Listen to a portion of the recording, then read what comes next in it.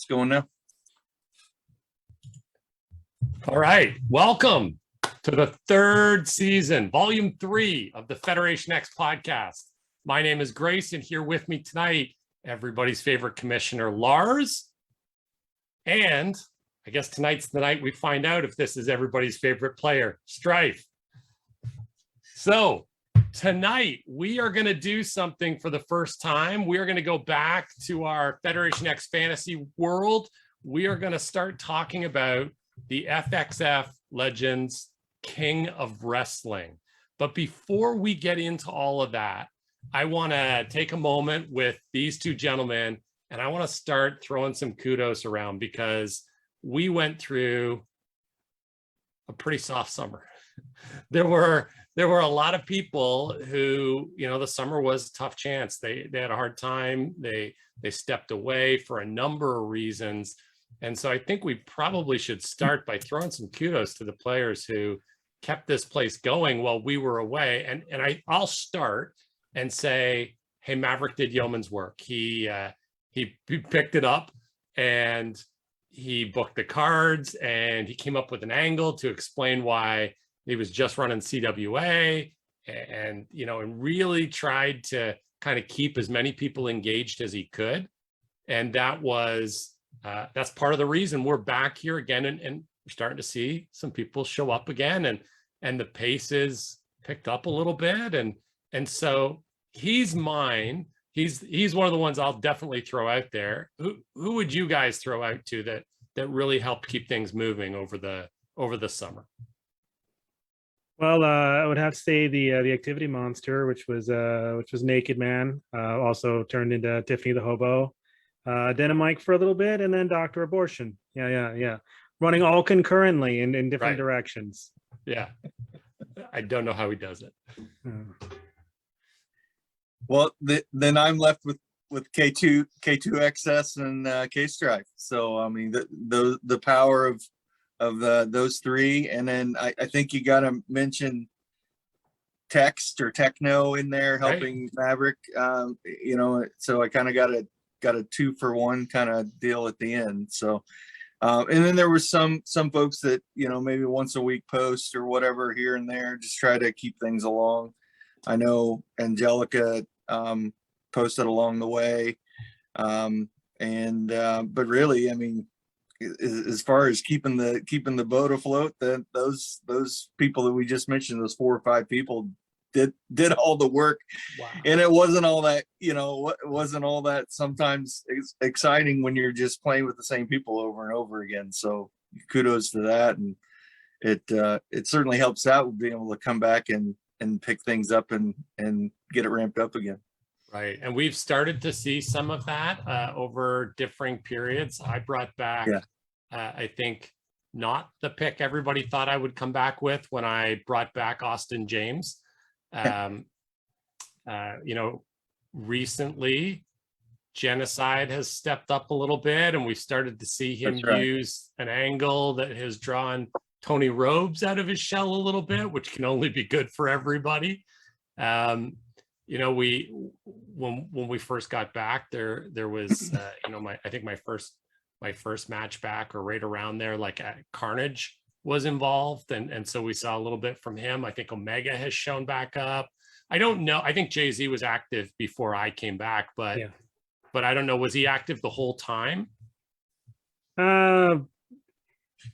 He did take a break, but he was one of the first ones back. Yeah, which is awesome. And of course, October, we had a whole bunch of people who just wanted to show up and boner.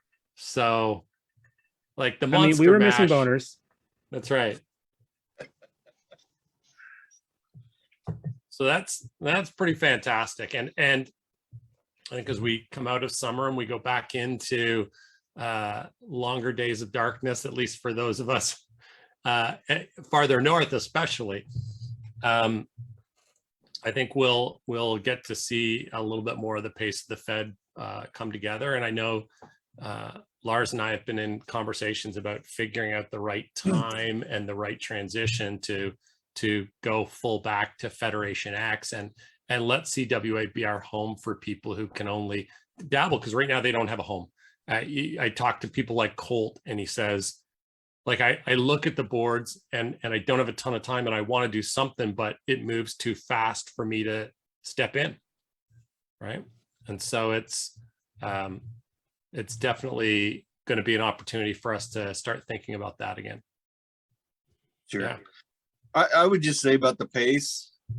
I mean, it's nowhere near where it was, but you know, I don't think anybody but maybe Maverick is, you know, with his alts with Storm and stuff like that, is maybe posting any more than once a day, twice at the most.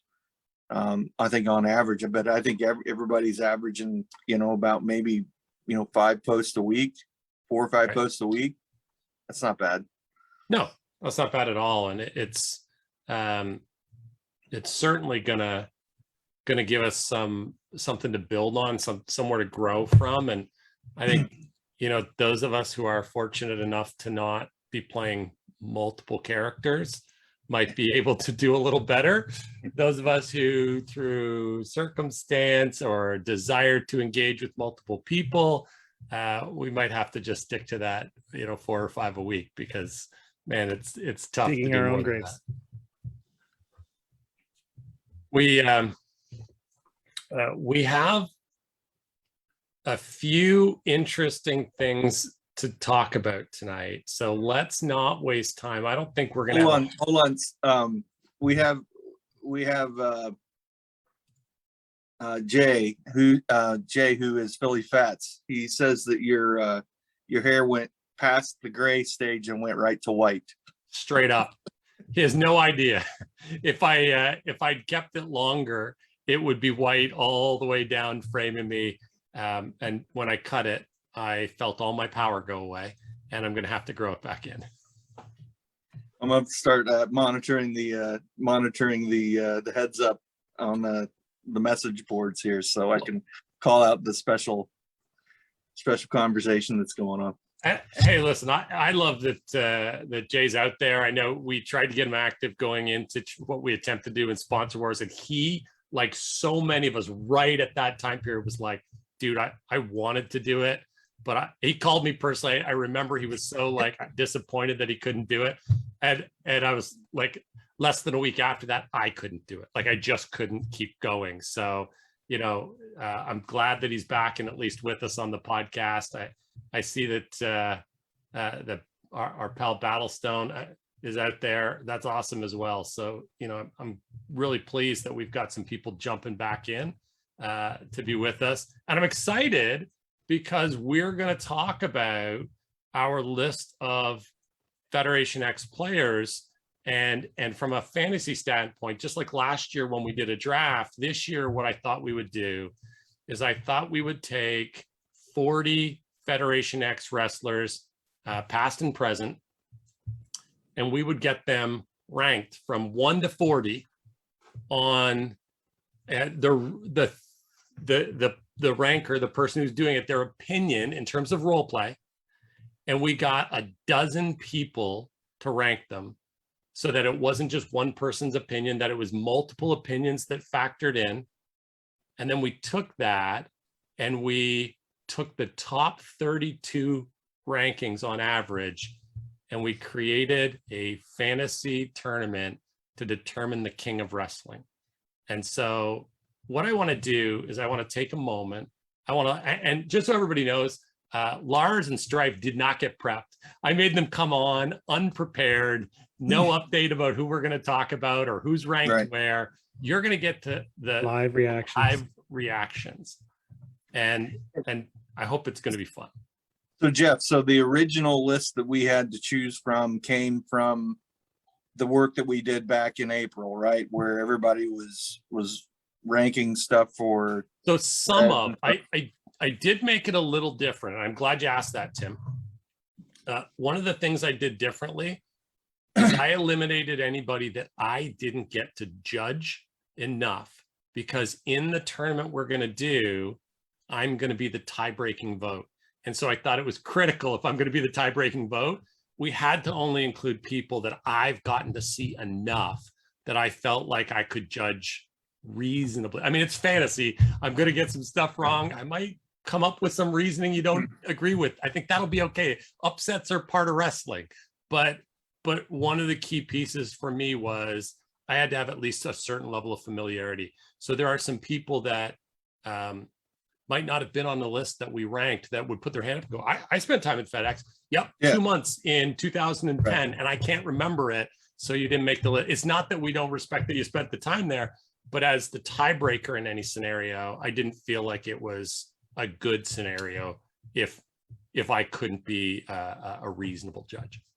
And one other thing I'd like to point out, Jeff, is as we start to get into this list, you're going to noticeably be off the list because you took yourself off the list. You could be judgmental.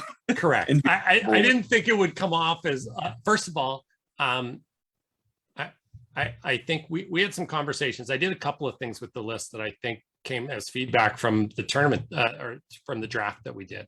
We had a lot of fun with the draft, but I think there were some people who were, a little frustrated because some of us have multiple alts and people lined up to draft what they would consider to be a top 10 player multiple times. And that meant there were some players who honestly are good players who contribute and have real value and are fun to have in a Fed who didn't get picked because 4 of my alts got taken or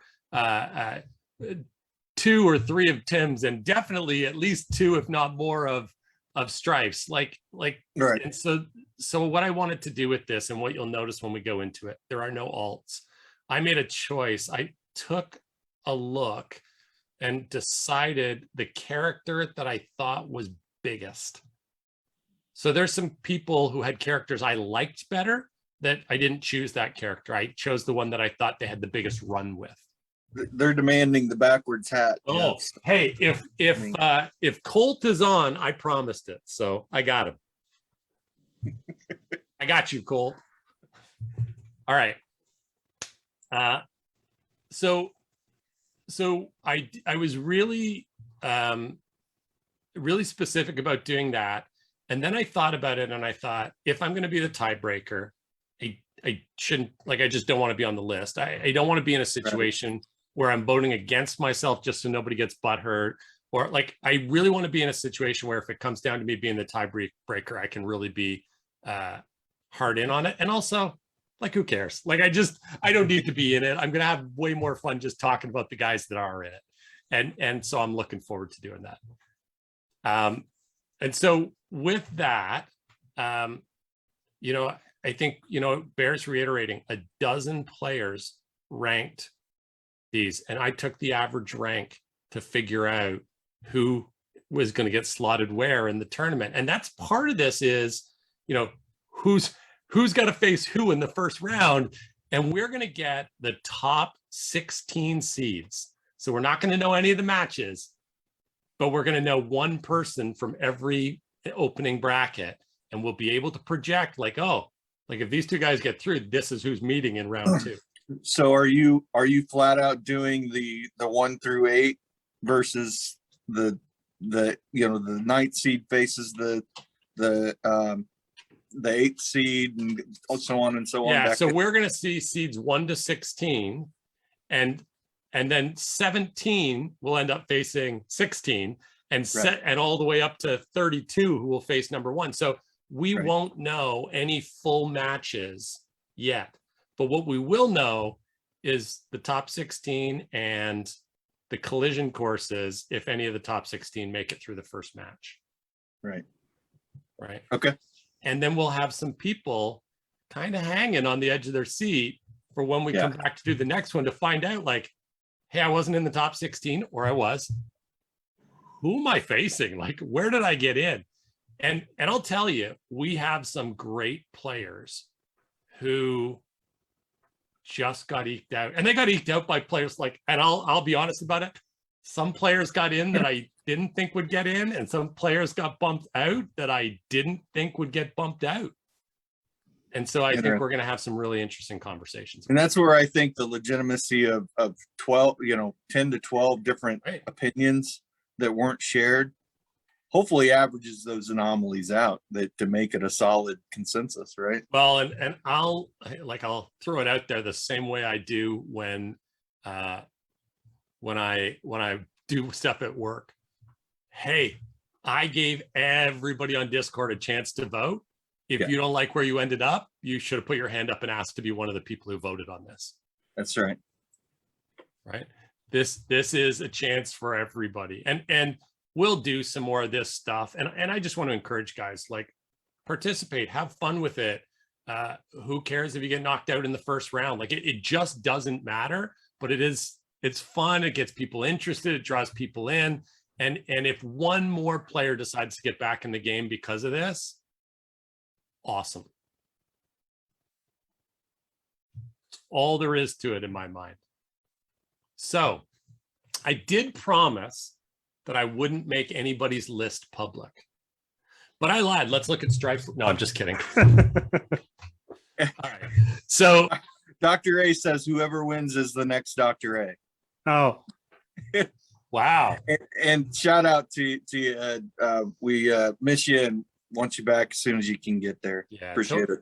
yeah. Totally glad to see that you're on and wish you all the best, man. Absolutely. All right. So let me do this. We're going to jump over to a PowerPoint that we have prepared.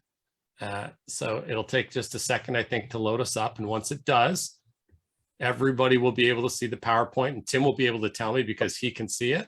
We're good. We're good. So we're going to dive in. Welcome to the FxF Legends King of Wrestling. Man, that's a tough thing to say too quickly. And we have a 32-man pool. And so what I'm going to do is I'm going to click to reveal the number 1 seed first. We're going to start at number 1. Mostly we're going to start at number 1 because I didn't think until right this second, crap, I should have started at 16 and worked my way down. So we're going to start at number 1. And right away, as we go into it, we will kind of put ourselves in a position to see who got rated number 1. We'll get the reactions of Lars and of Stryfe. We'll hear any feedback or thoughts they have. We'll check the messages to see if anybody has any comments. And then I will share with you the highest they were ranked. Obviously, that's going to be number 1. The lowest they were ranked on somebody's scores. Wow. What their average rank was, or their most common rank. What did they get ranked most often? And what's the bandwidth? Like what were they only like number 1 to number 3 like all the time, or were they number 1 and also number 25? That's great data for sure. And so we can have a laugh, and I'm sure we can throw some heat at the person who decided Oh, they were yeah. also number 25.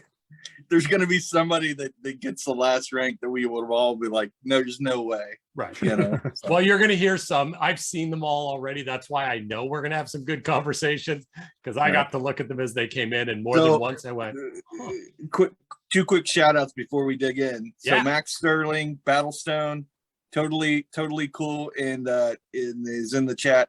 He Awesome. The PowerPoint makes this thing legit, is his comments. So we're thumbs up. Official. Max, you should see our dirt sheet Yeah. when we put it out. So we got Full videos, promos, presentation.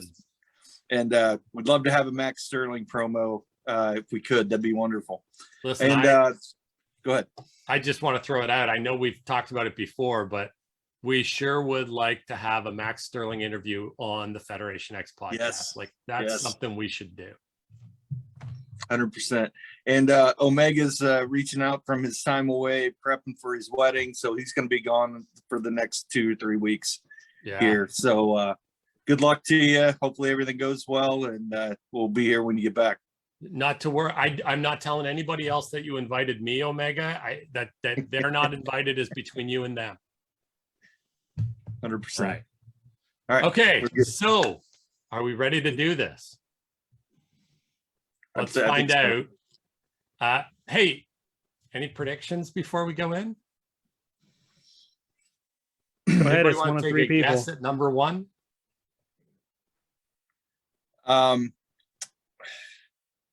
Overall number one for all 12 people's lists. I know, like, I can rattle off 3 or 4 that are going to be in the top of those lists. Just want to hear your number one if you want to take a guess. I mean, I'll go with my number one, and that's Diggsy Brown. So All right. I would assume he's up there. It's either going to be him or Genocide. All right. Hopefully we got some people throwing their number ones in the chat.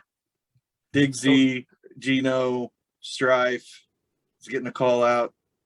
So Dr. A's getting a call out. So they're saying Gino more than anybody at this point. So let me throw this because, sometimes you are just in the presence of greatness, Lars, and you and I right now, we are in the presence of number one because number one was Stryfe. Oh, hail to the king. All hail to the king. Impressive. We should get his Did I hot put take. myself lowest then? So you did put yourself lowest. The lowest rank for Stryfe came from Stryfe.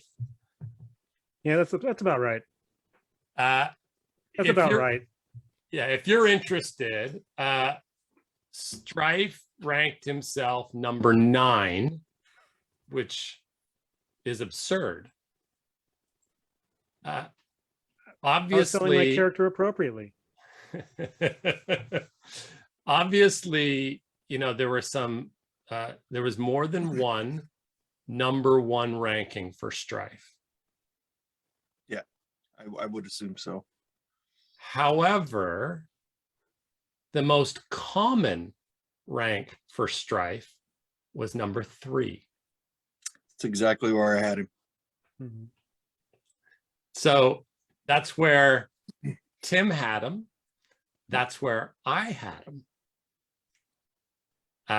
And for me, it was tough because I looked at the top 3 and was like, I could literally put my hand in a bag and pull it out and not be upset with however the rank. Oh, sure. Yeah. So I would say these top 4 are interchangeable any day of the week.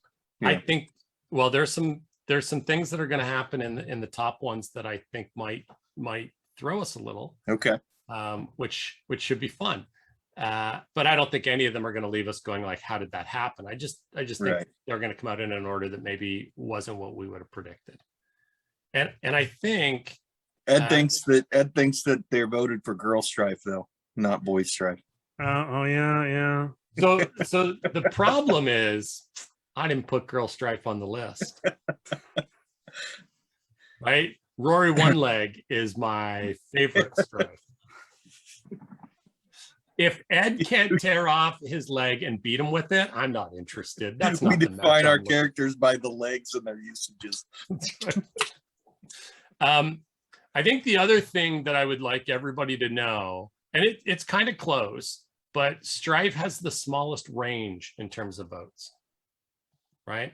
Between number 9 and number 1, so 8 spots, a range of 8. That is the tightest range of voting for any character. Which, honestly, I thought there might be a couple of characters that were a little tighter than that, but there were not. That was the tightest range. So that gives you an idea of how varied some of these sheets were when they came in. That is an amazing stat for sure. Yeah. Because All I right. would have thought, probably the next guy you're going to bring up had a pretty tight range with it as well. Well, I Hopefully. think we'll have an interesting conversation about that. And so why don't we? So we'll let Stryfe move on. And number 2 ranked was Genocide. Yep. All right. So guys, what do you think? Any surprise here? Not a surprise for me. I think the list that I provided, I mean, the top, like I said, I felt my top 4 could be interchangeable really easy. I mean, he almost got a 40th spot until I resubmitted my list. so true. I love that you admitted it. So I get the list and I look and I'm like, and I think I started with an LOL, like, hey, did you ignore genocide on purpose? I thought I was missing one. I went all through the list. I couldn't figure out who I forgot. That was the first one. You heard it here first. Stryfe says genocide is forgettable. Just He's a trash. forgettable number one. Which is only funny because his immediate reaction was, oh, right, he's number one. He's a forgettable number one so bad he's the number two. That's right. Oh, yeah, that's great. Now, with genocide, this gets really interesting. Obviously, his low, or sorry, I guess his high is he was number one. And he was Right. number one. That was the most common placement for him. But his low was number 20. Wow. And so it created a range, his range of a 19. Like I had to bet against that. Yeah, totally. Yeah, that's a crazy high number for him. There'd be no way I would have guessed 20. Yeah. I was a little surprised when it came in. And and he has a pretty good range. Like there are some others that are obviously, not number one. That's not the only one outside of the top 10. So there's more than one player who didn't nail him in the top 10. So it's not, an outlier. That's just the highest one. Now, I think there's only 2 that didn't put him in the top 10. But the 2 that didn't, obviously that stretched his range a fair bit. Angelique says genocide is better than genocide. Yeah, if we had put genocide in, I think we'd have a new number one. Right? I mean, the ability to command a room and work the mic, genocide is definitely pretty high on the list, and good to hear that Latoya is out there watching. So that's awesome. Yep. Absolutely. All right, let's talk about number 3. So number 3 in the draft is Marlow. Very cool. Very Thoughts? cool. Doesn't surprise me. Again, in my top 4 that were interchangeable, I had him at 2. Yep. So Yep. not surprising at all for me. Stryfe. Yeah, and I hit here again, Marlow being the most common and popular of his characters, but really the full vast array of his like alts and his work to kind of, there might have been people before, if you said Marlow, they may not have realized and put it all together, but in the tributes and kind of the reflections of him and the work that he's really put in, all of the characters that he had been kind of put into that full scope, he touched a lot of players, and I completely understand. And the quality that he put into all of those characters and the different voices and characters and narratives he came up with, it's understandable. Yeah. Just the intelligent twists and turns of an angle on the fly that created things off of the spin that he provided. That gave people direction and purpose to go out and tell another story off of those was pretty amazing. One of the reasons I settled on Marlow as the character that I would enter is that is the character of the last decade. Personally, I knew Gilgamesh the best. Sure. And yet I didn't think that would stand up in the tournament, because I don't think enough players in the last 10 years really have a feel for the character that Gilgamesh was and how good Randy was with Gilgamesh. Yeah, it was too long ago that he put him to bed. That's right. Yep. Yeah. And that's, I think, another thing, didn't go into the placement, at least on my part, thinking about where he fit. But Randy knew when a character's time was and knew when a character's time wasn't.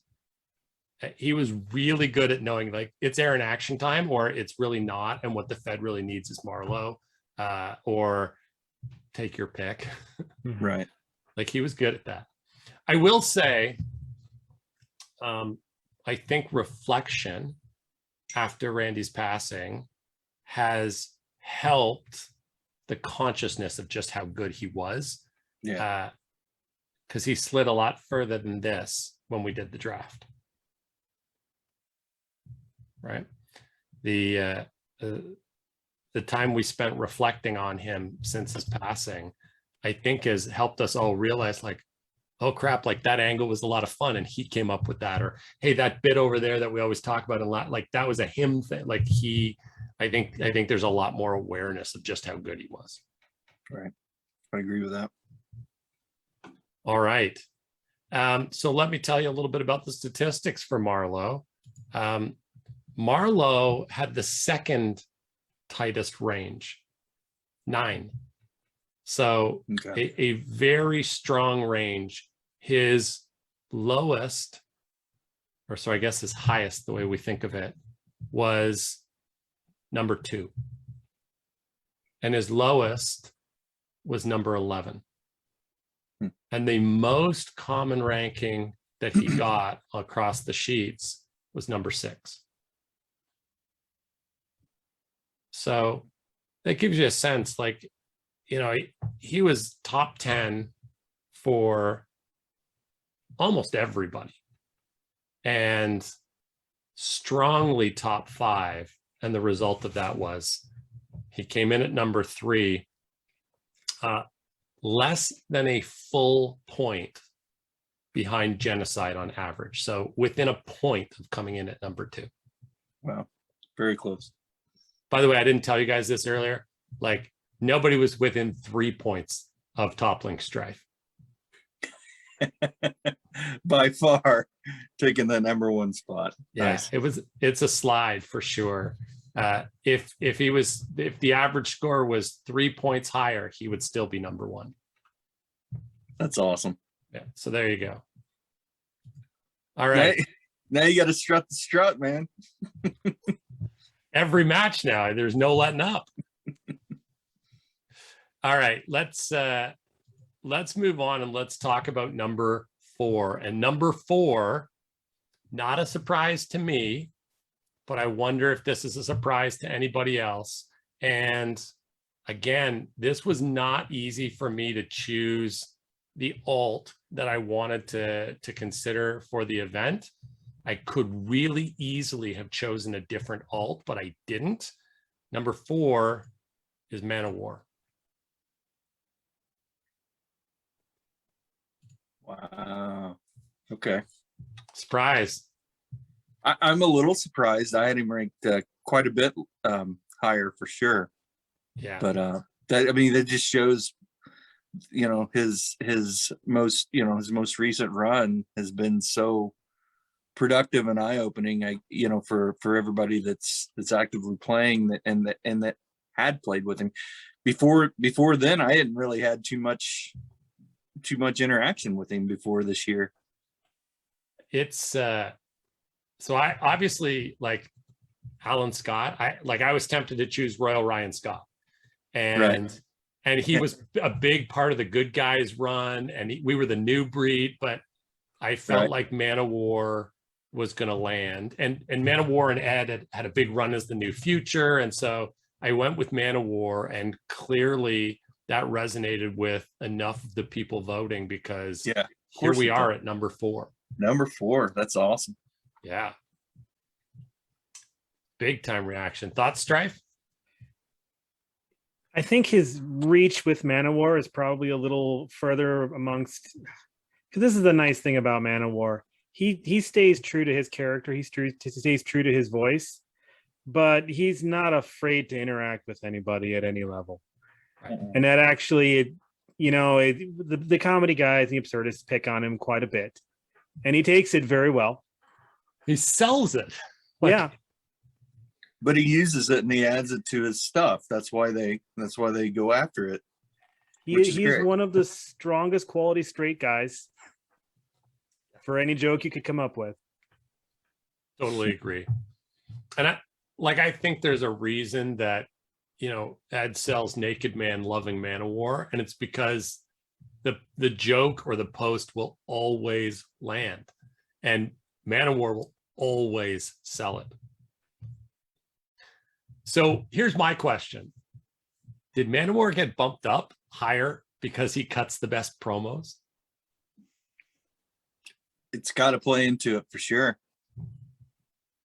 Just wondering. Yeah. Yeah, I mean his recent stuff with cutting some video promos is definitely impacted the game. Yeah, I would agree with that. It's been fun to watch. Yeah. So here's what you need to know: the highest placement of Man of War was number 2, and the lowest placement of Man of War was number 23. For a range of 21. That's the highest. That's bigger than Genocide's range right now. Like that's the highest range we've seen so far. It will not be the highest range that we see. So there's a really broad range. The most common placement of Man of War was number 7. So he outperformed his most common placement.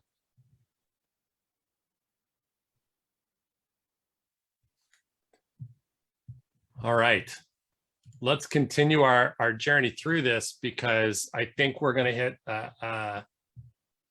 some other surprises. I don't know that this one is a surprise. I think this particular run of Federation X has left all of us very, very clear on the talents of this particular player. And I had to choose the character, and I hope I did the right service to them. I thought about a King of Wrestling tournament, and because I think when we get down to actually talking about who should win a match, we're going to have to talk about matches. And so for me, this was the alt I thought would perform the best in this scenario. At number 5, we have Dr. Abortion. Nice.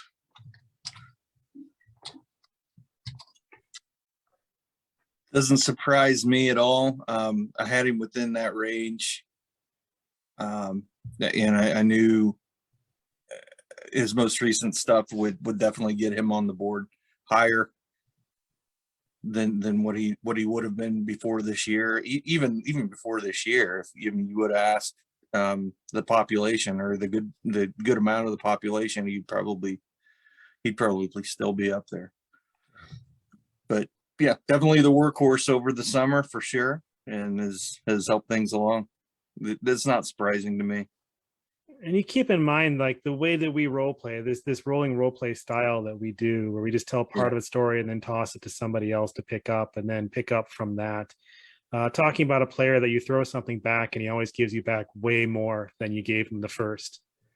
Regardless of whether you're going serious or comedy, whatever awkward thing you might throw his way, he just weaves it and turns it back to you just amped up and better than you delivered it to him.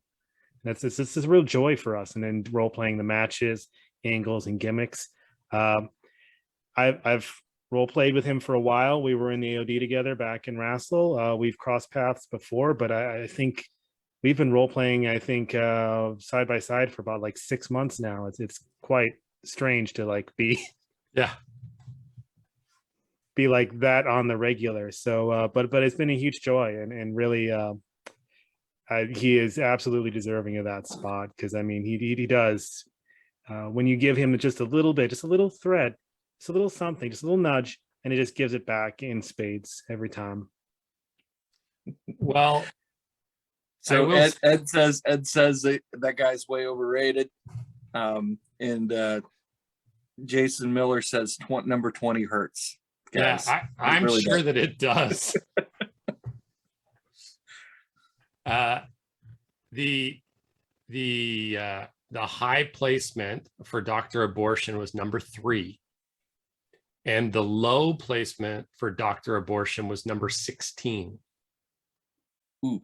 So there was a bit of a range there, right? 13, not necessarily huge by comparison to some of the ranges we're going to talk about, but but there was definitely a range there. The most common placement, and this is a bit of a surprise to me, was number 9.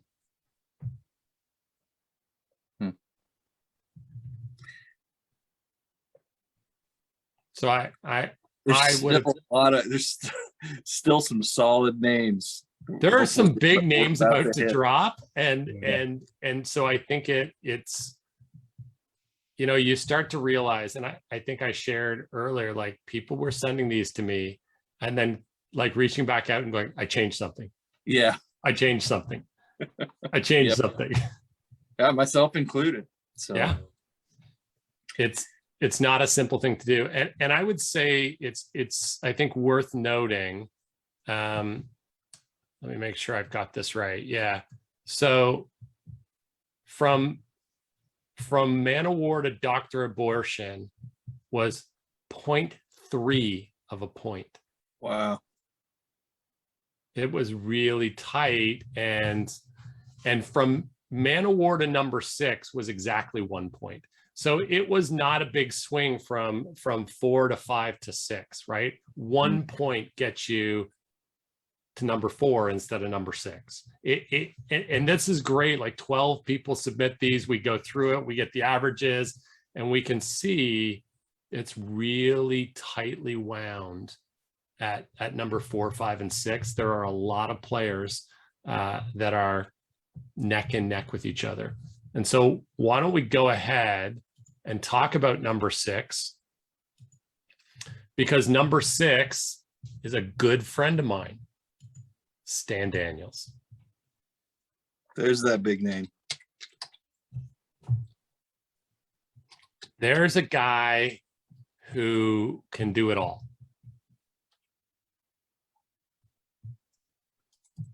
And talk about an opponent you do not want in the in a bracket like this. No way. So we're going to learn. So first of all, you know, you can already extrapolate some of the brackets out, right? Like assuming that these high ranked just win. Dr. Abortion's going to face Man of War. And Marlow is going to face Stan Daniels. Now, I don't think it's going to be that clean, but you can already start to forecast. And before we're done, we'll have an even closer one because we'll be able to see who they're going to face if they just win the first round. Right. So, Stryfe, thoughts on Stan Daniels?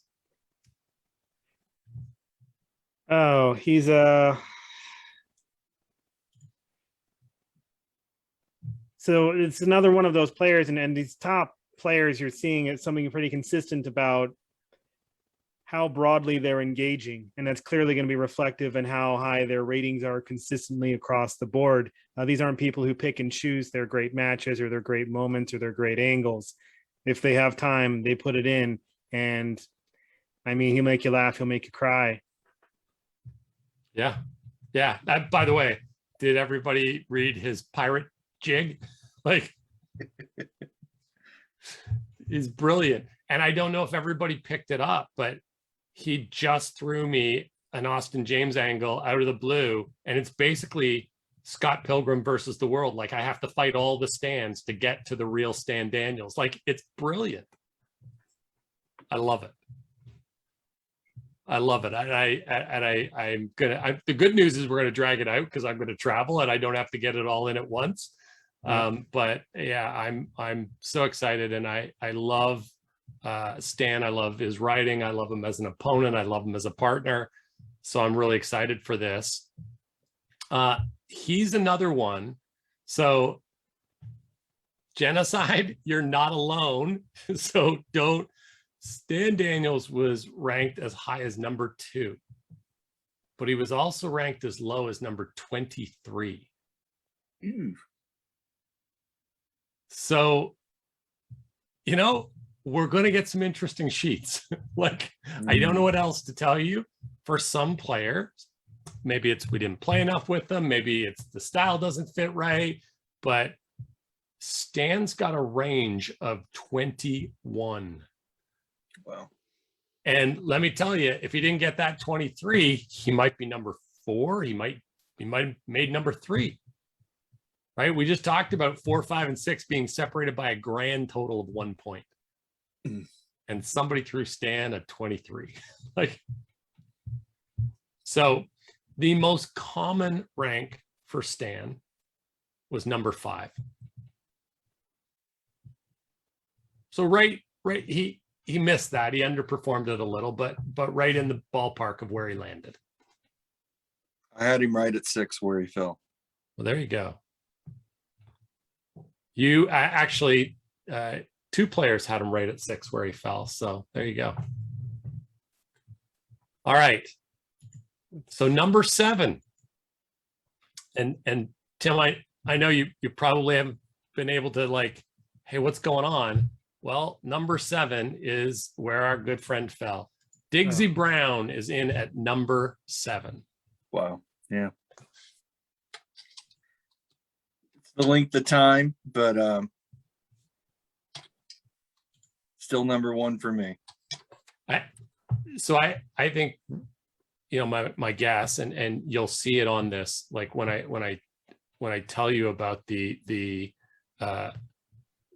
lowest number, you'll realize there's just some players who don't know him, and because they don't know him, absolutely, he didn't make it high on their card, and so they were leaving players they didn't know at all to the very end, going like, it doesn't matter what order you put them in, because I don't know where to put him. Yeah, right. And it makes me look at this, and I'm like, I need to redo my card because there's a lot of players I ranked higher. Now looking at my rankings and looking at the way it's going, that I would have totally put others way back, considering, what this is looking like. But it's interesting, including myself. Yeah, Tim put himself number 1. Everybody, No, that's not true. It's not true at all. All right, Stryfe, did you know Diggsy at all? Did you get to play with him at all? So the shame with Diggsy and I, Diggsy and Stryfe had a couple of matches that fell apart for stupid reasons. Yeah. And every time it happened, we would note back and forth, be like, okay, but next time we're going to do this. Next time we're going to do this. And I never actually had a Diggsy Brown match. I think I was commissioner, Mr. Conservative, for a little bit, so I remember that pretty thoroughly. But no, I didn't get to have that great role play match with Diggsy Brown. Man, that's first of all, that's an undervalued character of his. Like, it just doesn't get the heat like Diggsy did, but Mr. Conservative was a good character. Yeah, I always appreciated that one. Yeah, me too. Well, that Tim and I both love him. You'll remember from the FxF Fantasy draft that we negotiated on him because Tim really wanted him. And so I made Tim swap 2 picks with me so that I got back-to-back picks. I got value out of it. And I got the player that I really would nudge just a hair, and I mean a hair, ahead of him in Genocide. So you can imagine he was pretty high on my list. I know he was very high on Tim's. Yeah. In fact, the most common ranking of Diggsy Brown was number 1. However, it's also his high ranking. His low ranking was number 37. Ouch.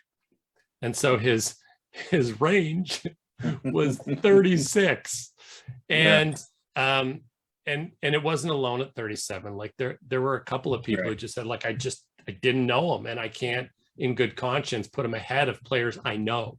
And so the byproduct is, he slides a little bit outside of what you would expect on the back of having a couple that were right at the back end of the list of 40. All right, let's talk about number 8, because let me pause. We are we're only 7 in. We've got 9 more to go, but we've hit some pretty big names. Like, we've taken some names off the board. Could you forecast, could you throw out like 1 or 2 names to say, I'm sure the next person is one of these 2 people? because this for Yeah. me, and I wanted to talk about this. This for me is right where the ranking went into an area that it got. The next 11 picks for me were harder than the first 8. Wow. Yeah, thus far I'm not seeing too many surprises compared to my list. Right. Very close for me, but I felt like as we got, especially in the low teens, like here to the low teens, there's some players that I was like, I could have bounced them back and forth. You could shuffle them around. The gap between number 1, 2, 3, 4 and number 10 can be quite big, but the gap between number 10 and number 18 might not be very big at all. Yeah, the 2 Johnnies are being thrown out pretty hard right now, and kid. Yep. Yeah, so they're all in there. That's right. Anybody want to take a shot? Probably say Rude is next. Well, no, I mean you have Storm and XS. Mm-hmm. So Stryfe certainly nailed it, because next up in at number 8 is Storm. Nice. Top 8 is like certainly not a surprise, right? Like Storm has a storied history. He's well known. He's interacted with a lot of people. He had a big run with the superstar title, I think second only to Austin James in its success ratio. Like kind of a big name. Thoughts? Not surprising in the general area where I had kind of placed, but I'm still anxious to see where the 2 Johnnies and Kid fall, because I thought for sure they'd be getting eat up pretty soon here. We'll see. But yeah, Storm is such a great character writer. Like each one of the characters that he plays, he gets into their voice, their psychology, their approach. And so it's he's a great role player in that perspective, and it's always great interacting with his characters. Yeah, totally agree. And I'm like, I it wouldn't surprise me because of how many players he's interacted with, how many angles he's been involved in, how many stories he's told with people, if he had crept up a couple more spots. But given some of the people that are about to follow him, it also wouldn't have surprised me if he had slid a couple more spots. And so with that, let's talk about who comes in at number 9, who follows right up on him, because Stryfe didn't just nail one of them. He nailed both of them. At number 9, we have Johnny XS. Right. And by the way, for the first time, we can see what happens if these 2 guys win their first round opponents. We get Johnny XS versus Storm. But they got to get through those first rounders. And you look and you go, well, that's number 24 and 25. I got news for you. Out of this list, 24 and 25 are some pretty darn good players. May not be a slam dunk. You put the BFFs in the same bracket. Yeah, that's right. The joke down here is that if you make it to the Elite 8, it is definitely a collision course for Johnny XS and Stryfe. And wouldn't we all pay to see that again? I would say I'm going to go out on, even with a couple of players that are already on the list that haven't had a recent run. Johnny XS has not had a recent run, and look at where he's at. That's awesome at number 9. Yeah, such a great observation, Tim. I do think 2 things. I think you can't look past what he did to win the King of the Street fight, right? He has won a King of Wrestling event, and also he does really good character work, and it's hard to ignore. It's great to work with somebody where you don't have to sit there and go, how do I sell him? Right. And you don't have to like, Johnny, how do I sell them? Well, here's 3 tropes that will always land. Like, it's so easy to do. He's a joy to work with for that reason alone. And he engages everyone too. Like, no matter how ridiculous or crazy, even if he doesn't like the character or the writer, it doesn't matter. He'll continue.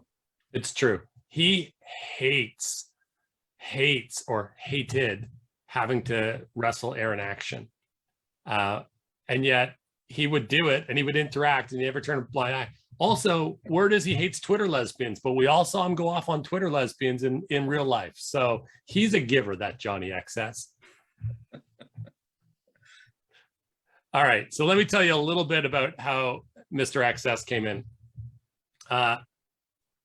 His high ranking was number 6. His most common ranking was number 6. Wow. His low ranking was number 25, giving him a range of 19, just like genocide. Sorry, Miller. I just have to keep throwing it out there. And where he lands, and we were talking about how tightly you could get packed in that like 8 to the low teens kind of range, right? He comes in, less than 2 points out of being top 8, but he comes in less than 1.5 points out of sliding into the teens. So there's a little bit of bunching that kind of goes on in the next groups, and he's at the front end. He's just in front of it so that he's not kind of looped into it. Now, we're going to start hitting some names that everybody's thinking about, everybody's looking for, but I think we might also hit some names maybe we're not thinking about. What I can tell you is this next one has taken plenty of heat, but I was really selective about exactly which character we were talking about. So selective that I made it clear you're not voting for any of the parodies. I wanted you to vote on the OG Max Entropy, and he came in at number 10.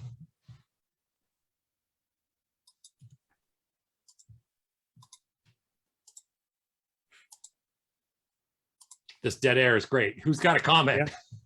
Yeah. Go ahead. I mean, OG Max Entropy on his own, you don't get to see that for very long. I mean, even when he was going full speed, you wouldn't get that very long because he gets easily distracted with his parodies. Right. You're right. But for me, so like all my early work with Bill was with OG, right? Even when you think about the Talent Nazi run where he was like, oh, this thing you guys are doing is going to offend everybody, and I can fit in, I see the role. It was OG. It was still very like scorched earth, the duffel of tricks, like let's get in there and do some real damage to people. Let's upset them, but not with boner jokes and not with parody versions, and we might have had some clones at some point during the OG, but like there was at least a grounding in the character that we haven't seen in a while, and he took it a little more seriously. And I think that's the one that makes the deepest run. I think if we're looking at parodies here, I don't think he makes top 10, and I don't know that I could project a deep run in this tournament for him. That's the struggle, is how many people have actually gotten to interact and role play with him when he's going full speed. Right. Back when the Max Entropy Invitational was actually, hey, you got to fight Max Entropy, right? And he showed up, and until he no-showed his own event, he was doing pretty good.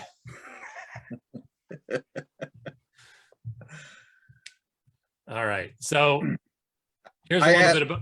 Yeah, I mean, I had him a little bit higher ranked. I don't know, quite a bit higher ranked, but going back 10 years, flip the script 10 years, it's a different story, right? I think for all of us. Yeah. But you are right. You know, if you do get that the original deal, it's a different story. Totally agree. So the highest rank that he came in was number 5. His most common rank was also number 5, but his low rank was number 27, which is huge disparity and a gap of 22. And so I think, you know, if we look at it, one of the things we'll see, and this is one of the reasons we did them all anonymously, right? Like I wanted people to tell us what they really thought.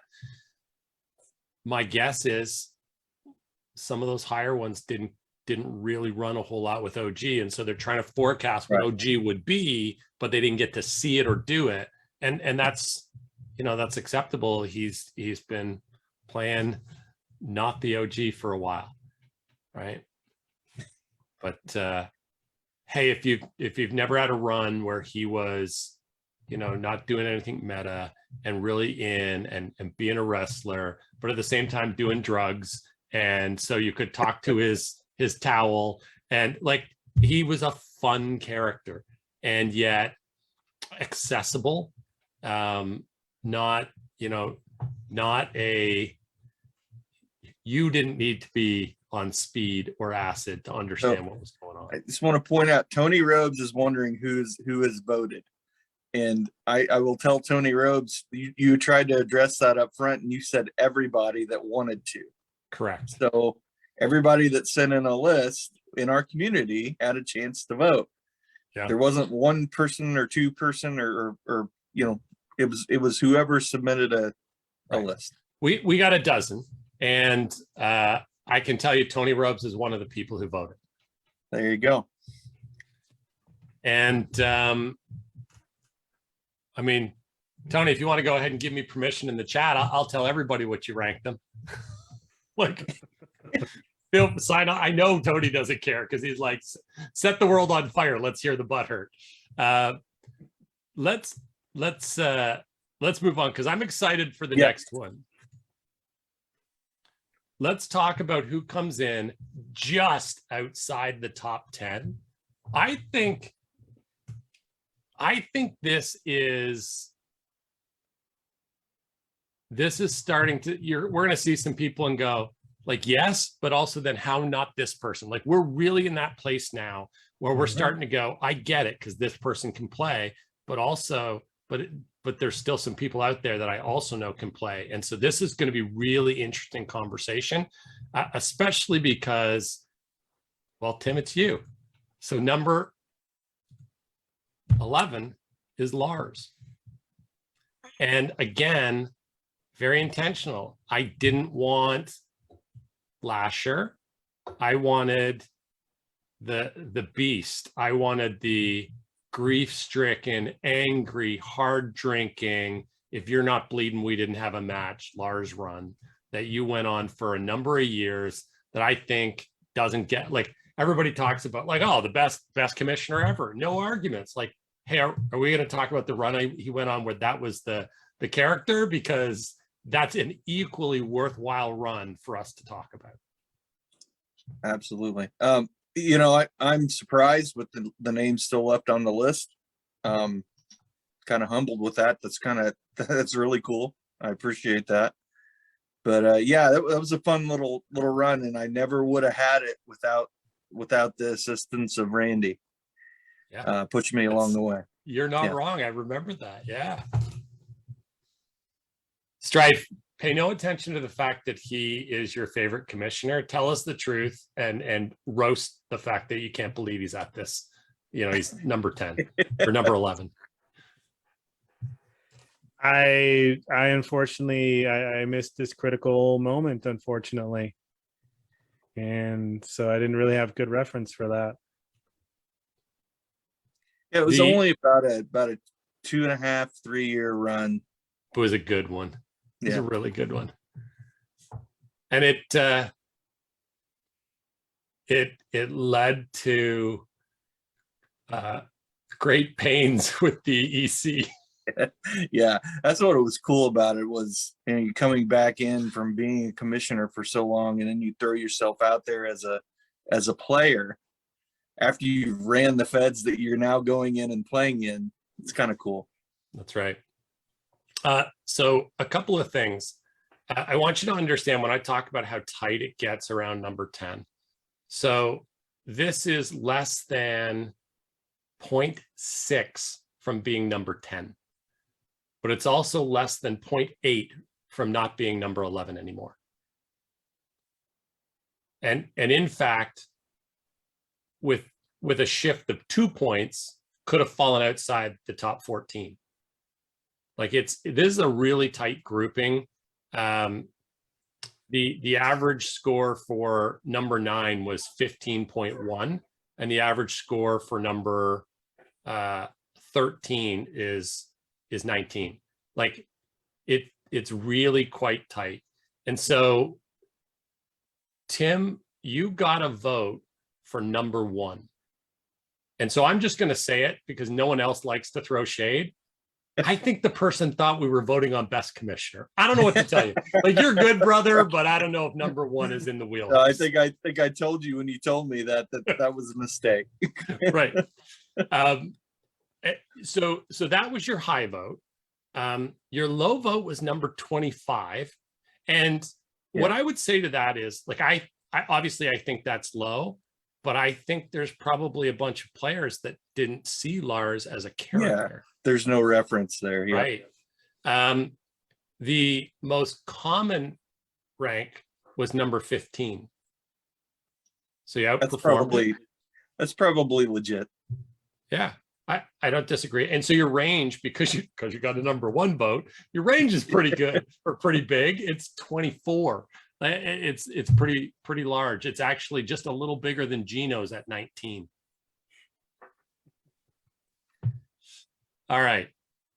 Now we have 5 more names to go. We've got some really good names that haven't been called yet. A lot more than 5 of them. So there's going to be some really good players who don't get called on tonight's show. And we'll have to wait and see for the next show where they land. But let's talk about who comes in next at number 12, because I think it's a player we all think is a top tier player, especially when he is really on the go. So, and as a fellow Australian, I am so happy for him, because number 12 is Kieran Crowe.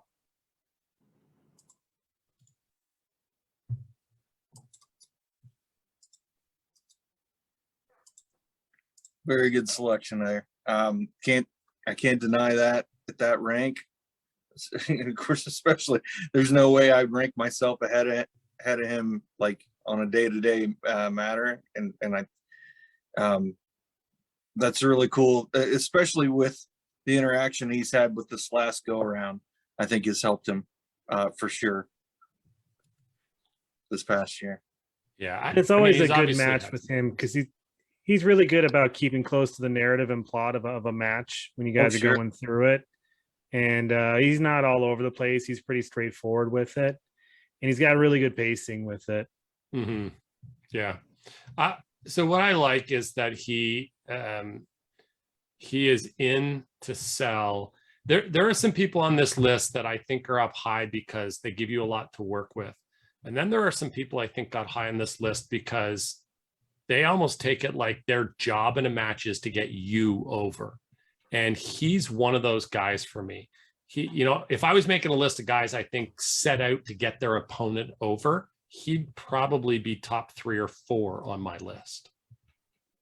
And I hope he realizes, like, that's a serious compliment, a seriously good compliment. So I'm not at all surprised. In fact, I might have had him a little higher than this on my list. So he comes in 0.8 out of jumping over Lars, so really close. His high ranking was number 2.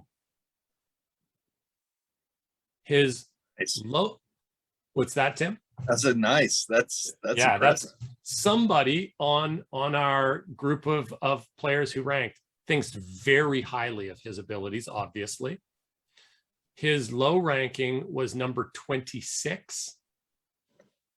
In fact, the number he received most common, because he received it more than once, was number 21. Wow. And his range was 24, a fairly large range. And in that range, there were some single digits, more than one single digit, multiple single digits, but also a few that were a little higher. And so it kind of balanced out. And so if you wonder how he ended up at 12, he ended up at 12 because some people had him single digit and some people had him at Right. 26 or low 20s, and it all kind of came together and landed him just at number 12, which is still, I think, a really, when you think of all the people who have rolled through in the 40 names I put on this list, we could have just picked them out of a hat and it would have been a good tournament. Oh, So, there's no doubt. yeah. All right. Well, let's go to number 13 then. And so now we've cleared off some of the names. Like, So are we only doing 3 more names? yeah, we've got 3 more. And then we're going to make everybody sit and wonder until we do the next show, because there's a couple of things I want to ask you guys about. And I want to get a little bit more of your take, and we'll be able to kind of look like, as we look right now, like if everybody we can see wins out the first round, we're going to get Dr. Abortion and Kieran Crowe in the second round. I don't know about you guys, but I'd read that match. Yeah. Yeah. Right? We'll get Storm and Johnny XS. We'll get Lars and Stan Daniels. Right. And he's going to make you jump through it if you want to get through that one. We would get Diggsy Brown and Max Entropy. And I know Bill would love that. Oh man. Yeah. Right? So yeah, we've got 3 more. We're going to find out who would get Marlow, who would get Stryfe, and who would get Genocide in the next round, assuming the top 16 were all able to win out in the first round.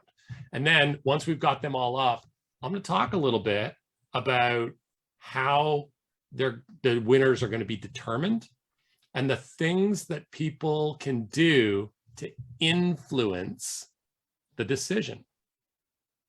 And so this will be a little bit more interactive in terms of being a game than the draft was, where really it was a game for the 4 people drafting, and for everybody else it was just spectator sport. So let's talk about who's coming in next, because I don't think anybody will be surprised, and there might be some people surprised that we haven't seen this name already. But next up on our list at number 14, Benny Blair. Wow.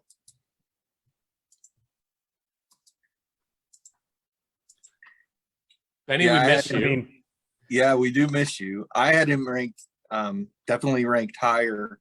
I actually had him at 19, but looking at who's in front of him, I still feel solid for that. So good on Benny for getting those votes.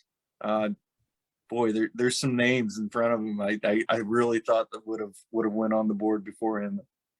I'm curious, how wide was that range for him? So his range is actually not one of the widest ranges. It's not as narrow as yours was. It's not single digit. I think his range was about 16. So Benny's highest rank was number 9. Wow. Okay. And his lowest rank was number 25. Yeah. And so, that's that 16 range there. And he is like one point away from jumping over Kieran, but he's 1 point away from falling to number 16. Right. Like when we start talking about I'm in fractions, guys. Like Yeah. this is averaging, and I'm like 18.44444, and I need to do that because the person after them is like 18.444446. Like, Right. all right. So yeah, it really is interesting to me. Benny's an interesting case, and I wonder. And so let me ask you guys a question while we have Benny up. Did the Boner Force 4 hurt the boners in terms of how people would think about them in ranking for a tournament like this? I would agree with that. Well, and then you get to see the race to see which one of the absurdist comedy guys gets the highest. Because yes, okay, you know, Dr. Abortion got very high, but Right. that is his more serious character. Right. I didn't choose Naked Man or Yeah. Toaster. Yeah, exactly.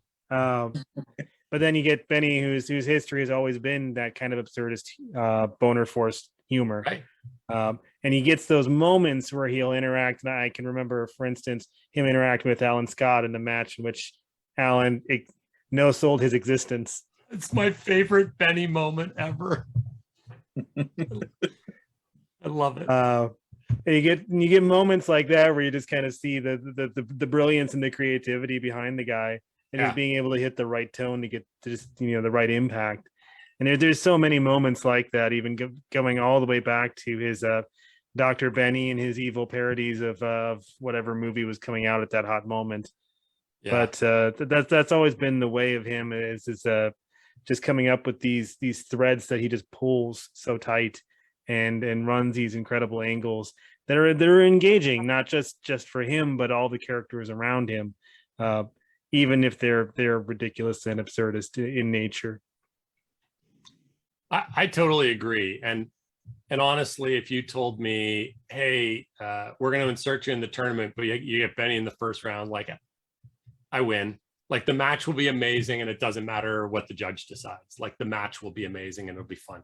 I've never failed to have fun when I've been in a match, or you know, when it's a weekend and only Benny and I were posting and we were posting like 3 times a day each, and we only had each other to work with. I would leave the weekend like, that was the best. Like, it was just so much fun.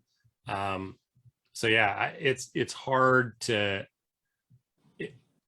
I'm not surprised he's not higher, but he's one of those guys I'm going to look at now then and go, hey, like, he has the ability to upset anybody. Yeah. And I think we're going to see that. We're going to see that as we travel outside the top 16. We're going to see some names and go, yeah, okay, they weren't top 16. And then you're going to see them paired up and go, like, I don't know that beating number 20 is a slam dunk. Like, Right. We're going to see some tough names. Did you think that he would be so I guess, like, because I said OG Max, he's the first of the boners to show up, right? Would he have been your guess as the first of the boners to show up? I mean, I was leaning a little more towards Valentine, but so hold on. I want to say this because this is really important. You love Valentine. I mean, he's lovable. Right. But I think that, you know, you're like, I looked over your card and I'm not going to kind of throw anything crazy out there, but you certainly gave Valentine some love. I will say this, of the guys I would loop into the absurdists, I don't know that Valentine falls into that. Like, I find him lovable and funny, but I don't think he falls in the absurdists. But I'm fairly confident that you would say Benny wouldn't have been your highest pick for absurdists, because there's somebody you picked really high. Oh, yes, I did. Right. And I picked them relatively high, not as high as you did, because I had a wonderful time with them, and we haven't seen them yet. And man, no matter where they land, they're a threat for whoever they get. I have a member of the Boner Force that's I had ranked way higher than Benny. We haven't seen yet. So, well, that's I'm interesting. Still waiting. Yeah. Well, let's break it down then, because you know what, Tim? The person you're talking about is up next. The Kansas Kid. Yeah, that was the race right there 14? between Benny and Kansas. He's going to be a handful of whoever's gotten him at 14. So somebody's going to get him. That's going to be number 19 is going to get him. I'm not going to tip it off and tell you guys who that is. You're going to have to come back for the next show to find out. At least he's got to go through Marlow first. But he's right? got to go through Marlow. That's right.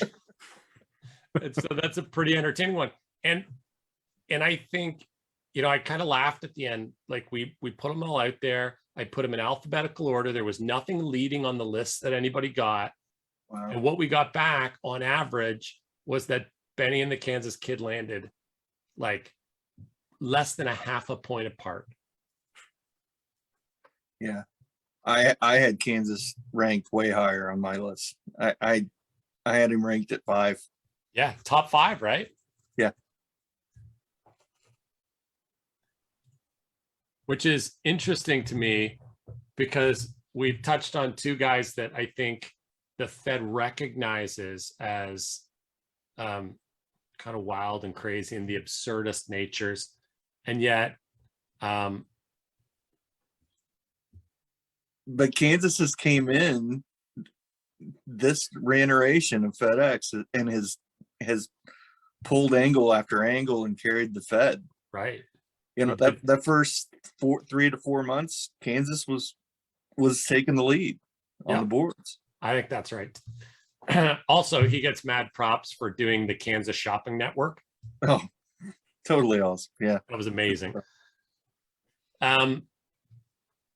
So the highest rank was Lars, who ranked him number 5.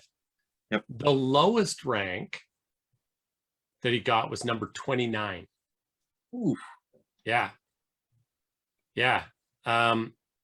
And the most common rank that he received was number 12. So his range was 24. Hmm. I mean, what do we think? Should have been higher, should have been low. Like you can see who's ahead of him now. Are we uncomfortable with where the Kansas kid landed?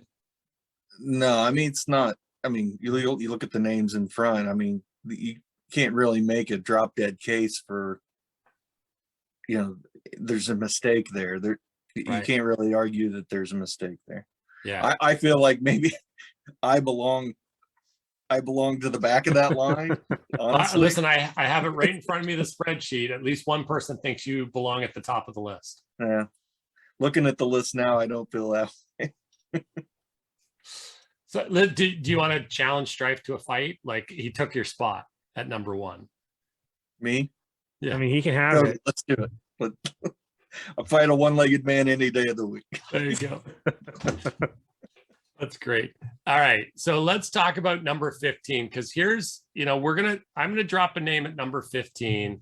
I think we've thrown out some names. We've talked about some people, but there's definitely, this might be the first one that a few people go, aha, I forgot. And then, yes, of course. And maybe even, now that I'm thinking about it, this might be too low. So number 15, the second to last of the first half that we're going to reveal tonight. And on a collision course in the next round, if he gets through with genocide, is Emissary. Nice.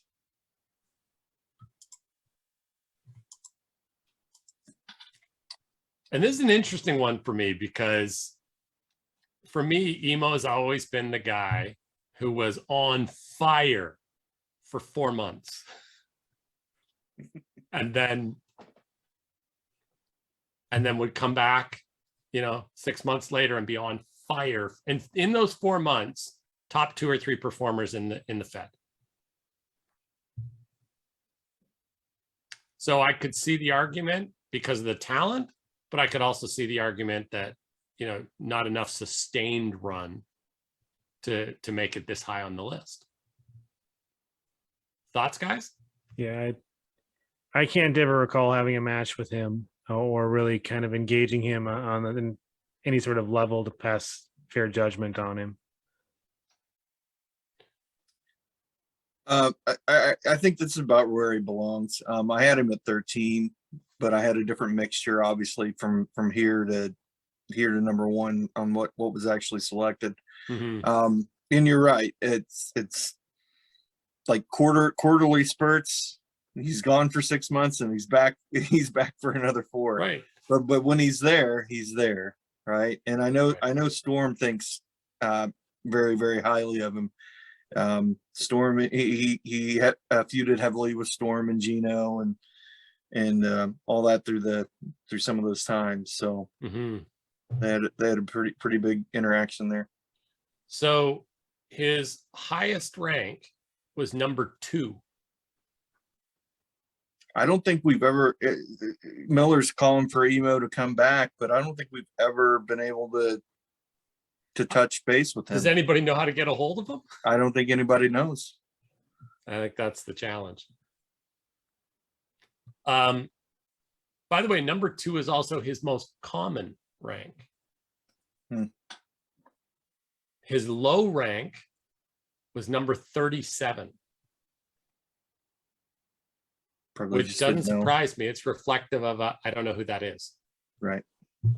And that gives him a range of 35, which is a pretty big swing. All right. So we are down to the last of the top 16. Before we reveal, does anybody want to call who they think the last of the top seeds is? I'd say, in my opinion, it's got to be Rude or Robes. Yeah. I would guess Tony. The guess goes out for Tony Robes. I heard a Rude or a Robes. What about the chat? What does the chat think? Rude. They're calling Rude. 3 or 4 are calling Rude. Somebody's calling Osiris. Ah, the big O. He's busy Colt. in show, guys. If it's not Colt, we're rioting. If it's not cool, we're rioting. Carnage is getting some love. Yeah, Samite. Ed's saying Samite. it's a big call. All right. Well, here's the answer. Hair. The Somebody's calling answer up Hair. is number 16 belongs to Johnny Rude. Johnny Rude.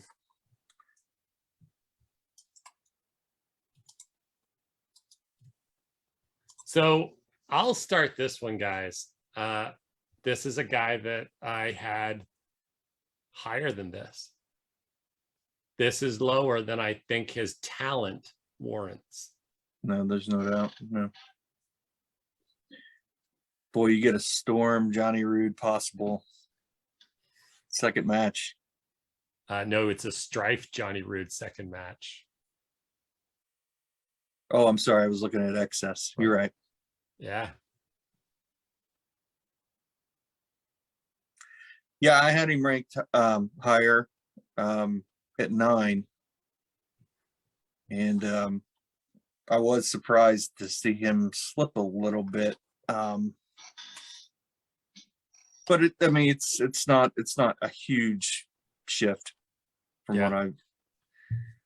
So, Aaron, what do you think? It's got to be engagement bias, because if you feuded with Johnny Rude before, you know his talent, Right. and you know what he can do. But I don't think he's done. He was never really engaging like the entire feds. It was always more of like one-on-one, kind of Yeah. more intrinsic. Yeah. So if you just were not in the circle to get to go head to head with him, you could have missed him. Yeah. He had a way of making you feel the pressure on you when he was focused on you. Yeah. And you felt it. I think Gino has told me that I don't know that he's ever beaten Rude in a role play match. Like that Rude really forced him to bring it every time. and they've had some goes. Like, I think he's got some respect for him. There's at least 5 of the people who filled out sheets had him in the top 10. I had him in the top 10. The interesting thing, there's only 3, I think there's 3 or 4 in the entire top 40 that I can say this about. I think maybe just 3. And Rude's one of them. He's the first one on the list that doesn't have a common number because every single person gave him a different ranking. Yeah. That fits. Right. His highest was number 3. And his lowest was number 40. Oh, that's a travesty. That's just heat. That is nothing but heat. Is that coming from Tony Robes? I am not going to comment. By the way, if it was Robes, he would tell you. He would come on and brag about giving. Yeah, he's on. He already said he didn't care if he shared his list or not. But right. No, I don't want to do that. Yeah, that is not Robes. Robes definitely ranked them lower, but not 40. Yeah, 40s. So on a list of 40, he has a range of 37. Miller says that's 100 times worse than 20. Yeah, that's right. So there's our top 16.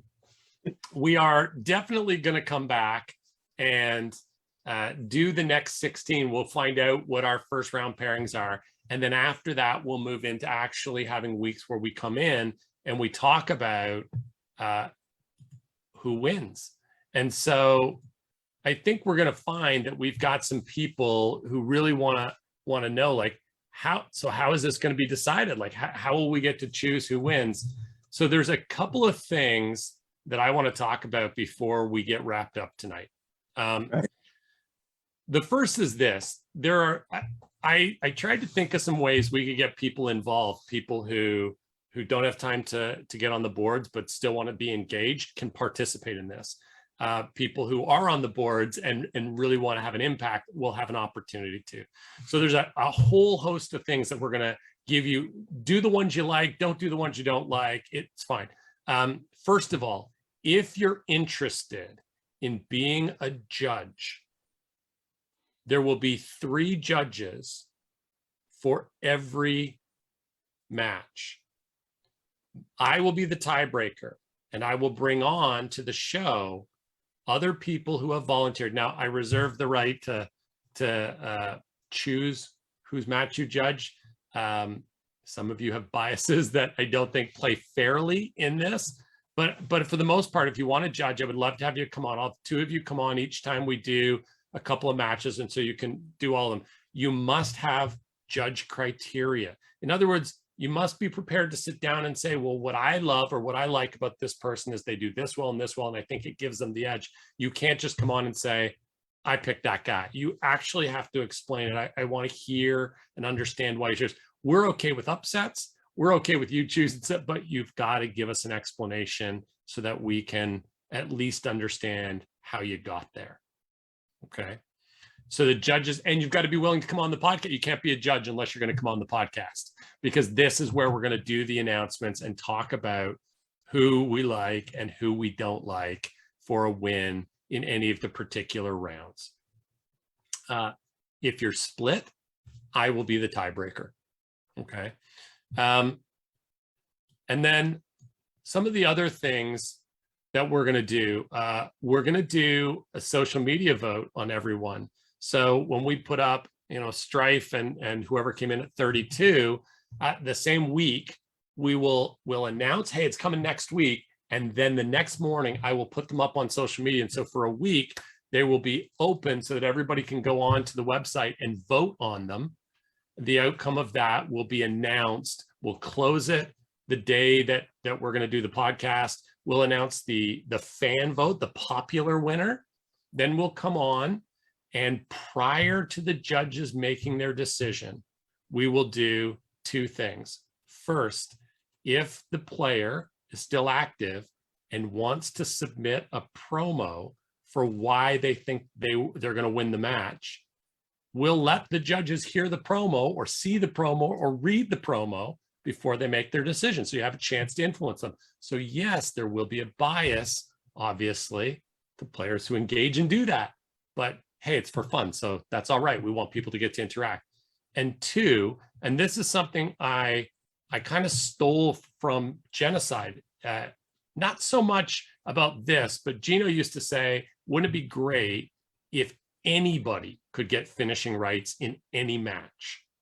So I stole that idea. In this tournament, if there's a match you look at and you think, oh, I know exactly how that match would end, and you want to write the finish and send it to us, any of the ones we like, we will read to the judges before they make their decision. If they love your ending, it might sway them, and they might go, actually, that is how it should play out. And you might be able to sway the judges into giving the answer you want. You want to write them only on your matches, go ahead. You want to write them on other people's matches. You want to look and go, I don't want to face Stryfe in the second round, so I'm going to write a finish that's really good for his opponent in the first round and see if I can sway the judges. Go nuts. You have to submit them to me before the podcast so I have a chance to review them. And if I think they're strong, I'll read them. If we're running low on time or I don't think they're super strong, I might not. So be prepared for that. And so you can submit them, like submitting finishing rights. And Gino's plan was always like, submit them and the judge will read the finishing rights and give the finish to whoever's finish he likes the best. And that's not necessarily saying that we're going to go with your finish, but you might be able to influence the judges. And then the last thing. Will we be reviewing the promo work on a podcast? I think so. I think that would be a great way to do it. The last thing I'm going to do is, after we've announced the next 16, just like with March Madness, I'm going to put brackets out. If anybody wants to complete a bracket, predict the outcome, and submit it to me during the course of the tournament as it plays out, because this will take many, many weeks. We're not going to rush. We're going to spread the content out. I will invite people to come on.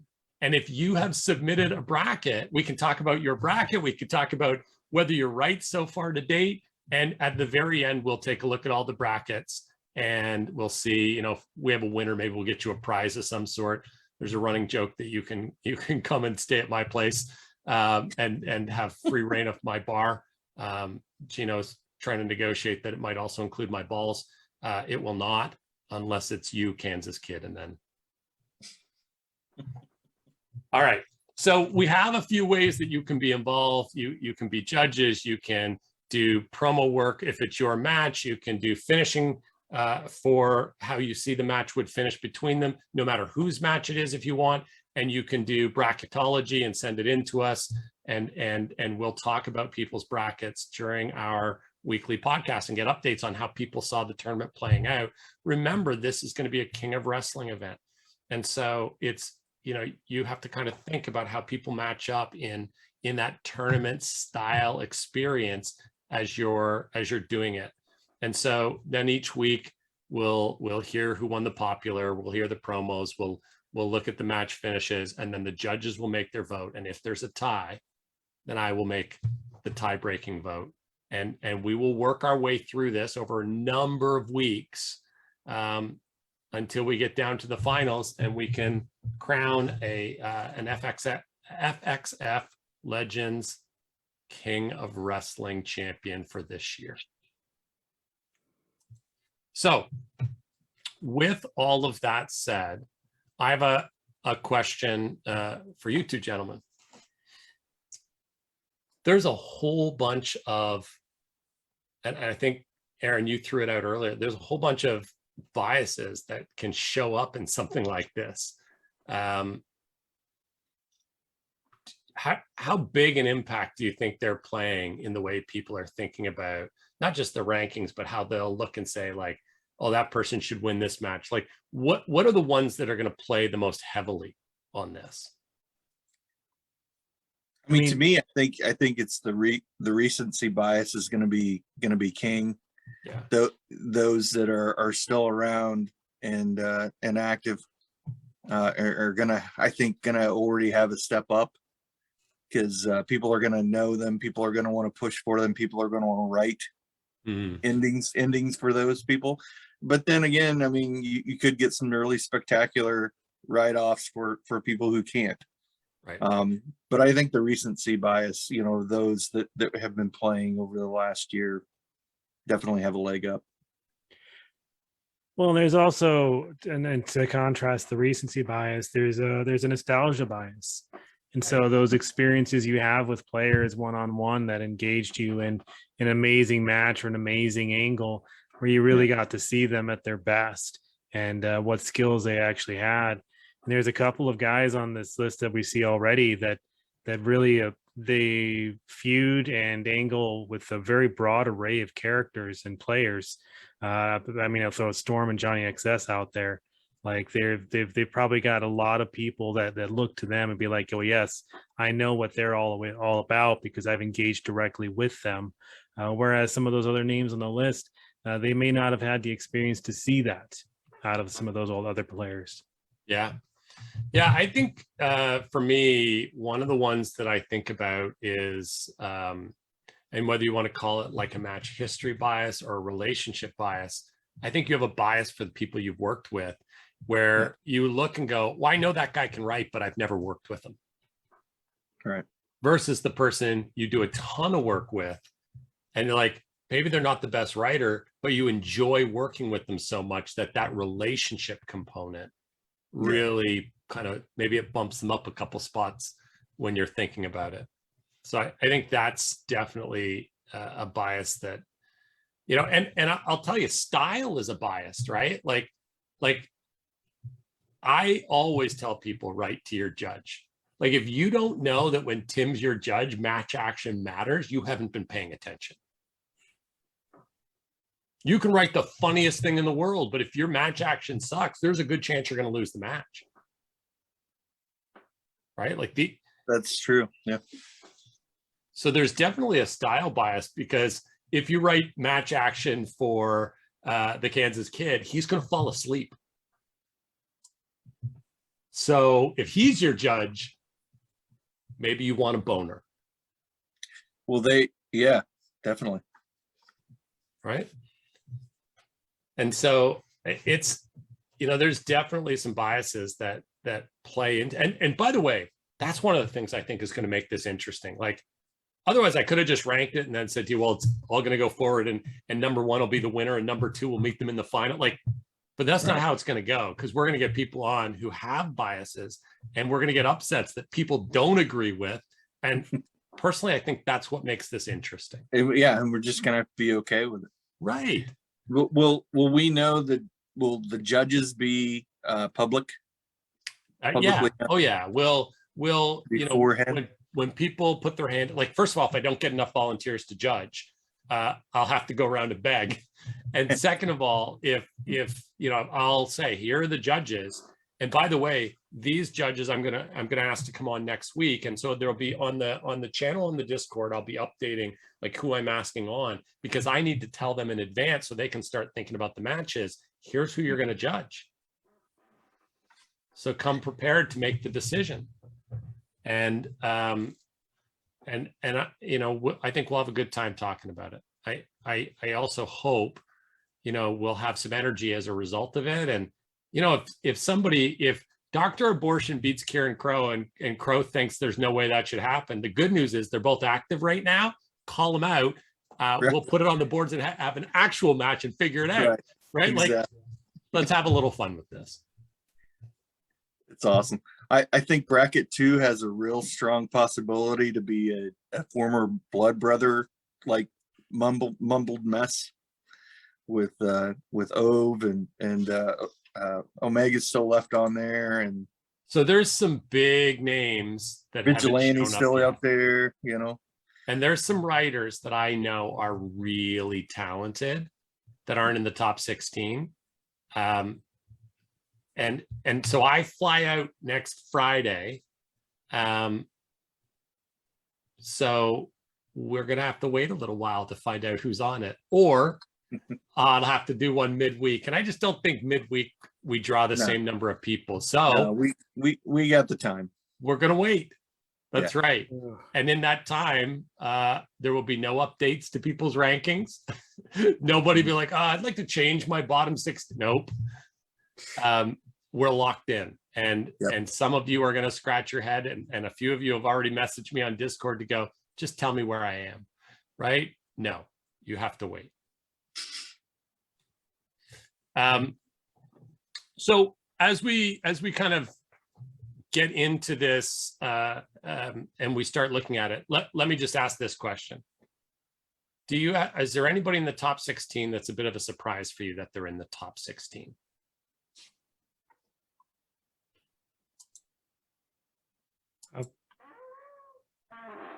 It was pretty close to my list. I didn't have Emissary.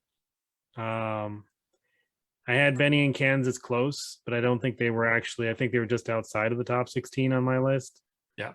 But other than that, it was pretty close.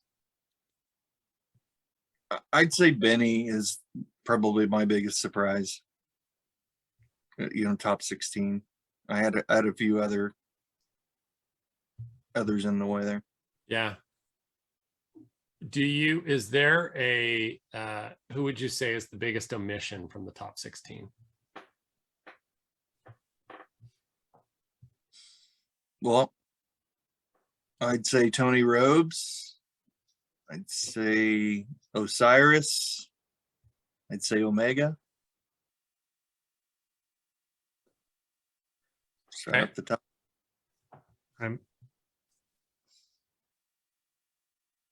I mean, this is my nostalgia bias, but it'll be interesting to see where Homeless Jay actually lands.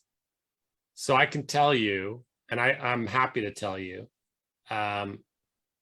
he was borderline top 10 for me. So I'm not surprised that he didn't make the top 16, because I think a lot of people who voted didn't have to get in the ring and write a rolling RP match with him. And I did in one of the King of Wrestling tournaments.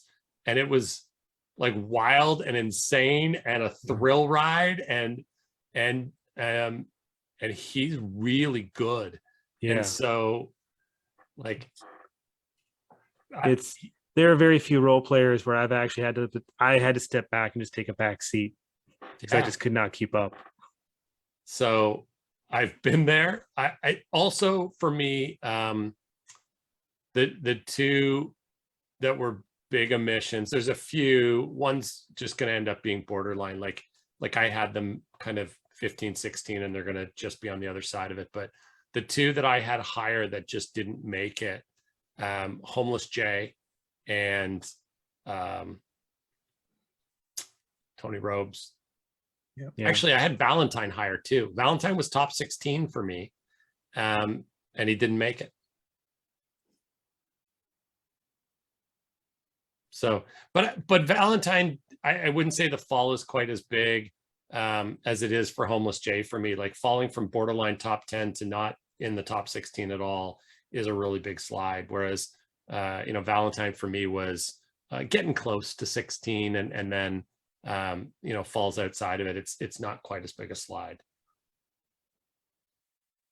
So yeah, those are all good options and man, there are some good players that we haven't started to dig into yet. Do you see on the tournament somebody where you would point and say, hey, I would have picked the other alt, a different alt, like I would have picked Juan instead of Stryfe. Like, I mean, none of us would. No, I don't think anybody would have. Fake Johnny is not who we're interested in. But is there one? Yeah, I think calls were going out for Homicide instead of Rude, which I disagree with. So I like Homicide, but I think Rude is the right character to be in the tournament. Weedy says Naked over Dr. A. So I think Dr. A performs better in wrestling matches, which was why I chose him, but I totally get why people love Naked. Yep. Also, Naked's a ghost, and I just don't know how you get back from that. Although I'm sure Naked could get back from that in a paragraph. So, anybody else? Anybody think we went wrong with Man of War and we should have gone with Royal Ryan Scott? Anybody think, we should have gone with Gentleman instead of the Kansas Kid or Twist Hex? I know Gino's a big fan of Twist Hex. I don't know why. I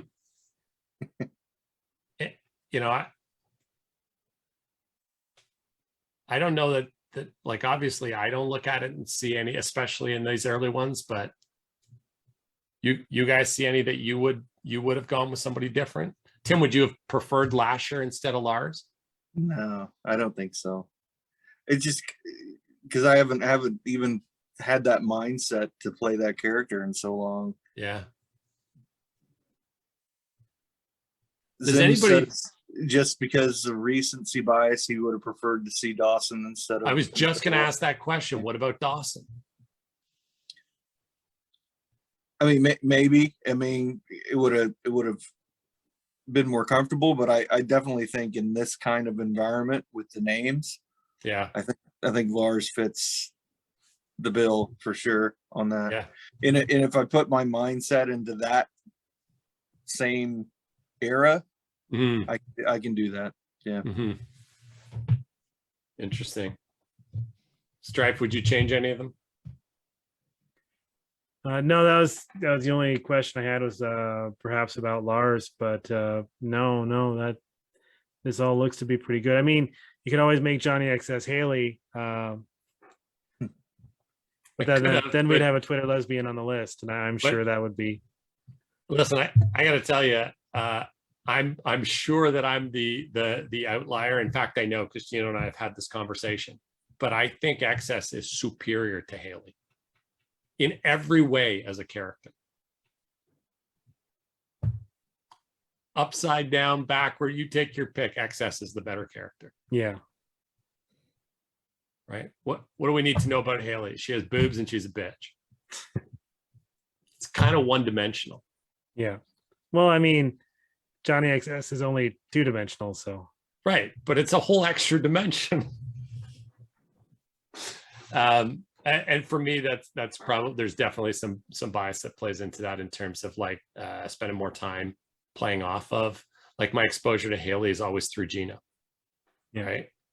So, all right. Well, before we go to wrap up, let me just bounce this forward, because one of the things that I found out this morning after we had done all this work and gotten ready is that Ted DiBiase also is running a tournament. And I shared for everybody and said, hey, if we get a couple minutes, maybe we'll talk about it a little bit, and maybe we'll get some updates. We'll pay attention to it. This is a tournament that you can go on and vote, and popular vote is going to impact this, which means we're going to see a whole bunch of outcomes that we probably don't agree with, because popular votes lead to that all the time. I think they just started it, right? Yeah, it was brand new. The announcement went out today or yesterday. And so, but there's been some great conversation on the Discord about it. Questions like, why these people? Because there's some pretty big names not on this list. Yeah. And yet at the same time, there's some brackets on here, even without those big names, that we looked at and went, I wonder how we put it together. Because some of these, I'm like, well, the four guys in that bracket, like, could all be top players. And then you look at other brackets and you're like, so they're just going to be cannon fodder for the bracket they run into later on. Do you guys have any thoughts? Like, do you have a favorite first matchup on this? Do you have a favorite to win it all? Any comments? I mean, these are the best ring workers from the 80s, minus the guys that got the major pushes. So, yeah, I think the major pushes, like I was going to say, at first I thought maybe there's no world champions, but you're right. It's not that there were world champions, it's major pushes. Right? I think that's a really strong point. So interestingly, because obviously one of the first things I picked out, Ted DiBiase is not on the list. Right. Right? Like, he was certainly one of those guys. But Jerry Lawler's not on this list. Yeah. he was kind of big in the 80s. Yeah, the list definitely makes you scratch your head as far as why there are other key wrestlers aren't on here. But I mean, just looking at the list, you pick out matches in each bracket that is like, boy, I would definitely pay honest money to see that today. Right. Give me a Stan Hansen, Terry Funk match. Yeah. Good grief. In their prime. I mean, somebody is going to the hospital. By the way, I don't know if you guys have ever heard this or seen this, but Stan was basically on his way to blind. And so if you watch him throw clotheslines, they're all stiff. Yeah. Like guys who worked him were like, he couldn't tell how close you were. So the one thing he wasn't going to do is touch you soft. So they're all stiff. So when they talk about his clothesline being hard on people, legit, straight up, which is great. I think the biggest conversation we saw today on the board was the bottom right one with Piper Perfect and Jake Roberts. Right.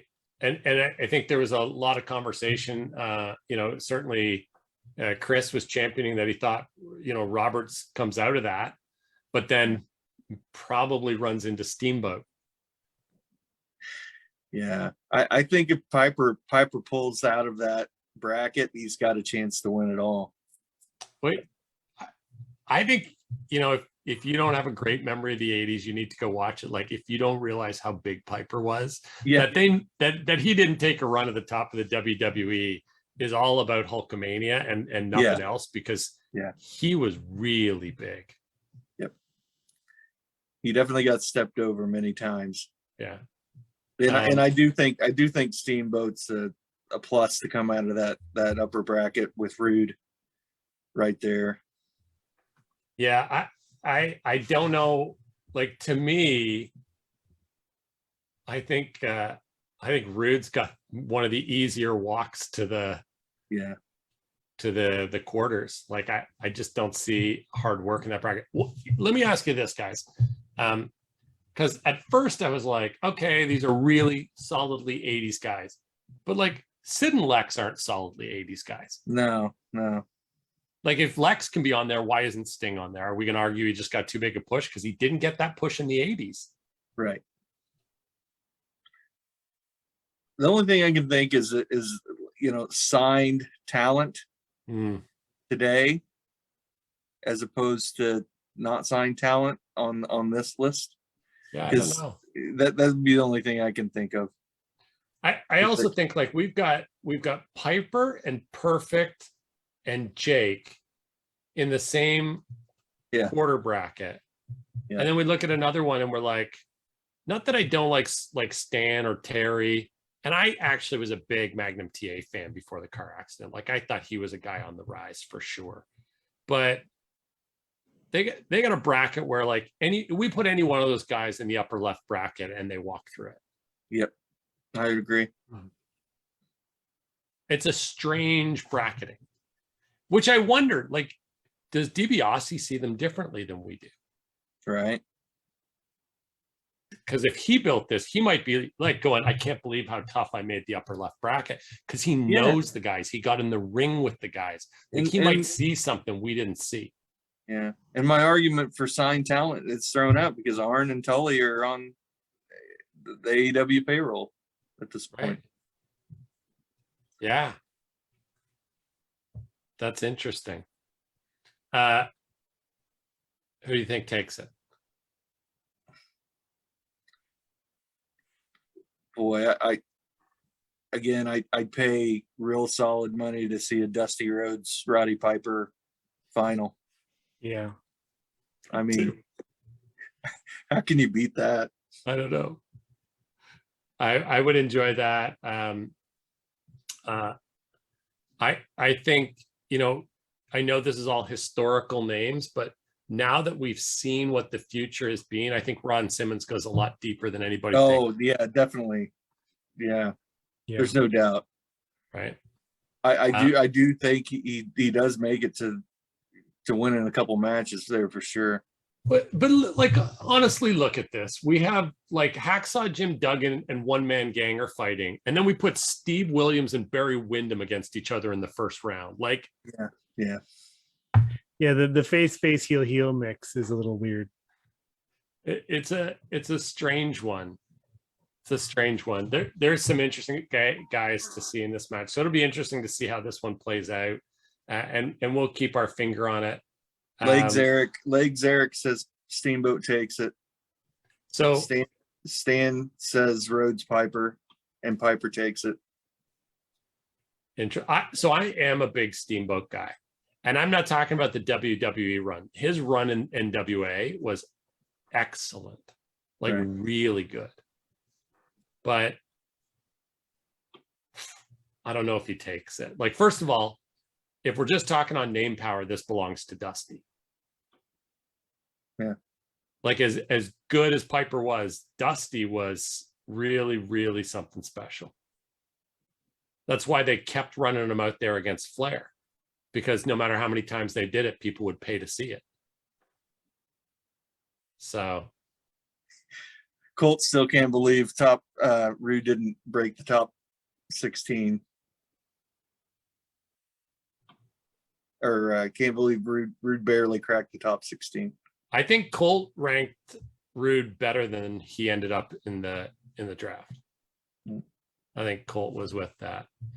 I think there's a lot of Piper Dusty finals with Piper winning it. There's a lot of agreement there, and that's interesting. And a lot of folks are swapping out Piper for Perfect. Interesting, because our conversation earlier thought maybe it was Roberts that gets through, not Piper, right. And now we're hearing Perfect. So I loved Perfect. I think Kurt Hennig was a really talented guy. This is all very interesting. Also, if you've never seen the dog collar match between Greg Valentine and Roddy Piper from back in the regional days, yeah, I mean, they lost part of their hearing as a result of that match. Like, the things they did to each other to get paid in that match were crazy. That's fantastic. Well, we'll keep an eye on all of this. Let's I think they switched out the to the next round. I think they're asking for Sid and Luger now on their site. Oh, all right. So they're going pretty quick. Interesting. Well, we'll have to pay attention and get in there. Oh, they already claimed that Funk advanced against TA. Yeah, I think that's what you get when you deal with a guy who had tons of promise and was a little big but never got to reach his peak because of injury. Yep. Yeah, for sure. So one last thing before we go, guys, on a more somber note. Tomorrow is Randy's birthday.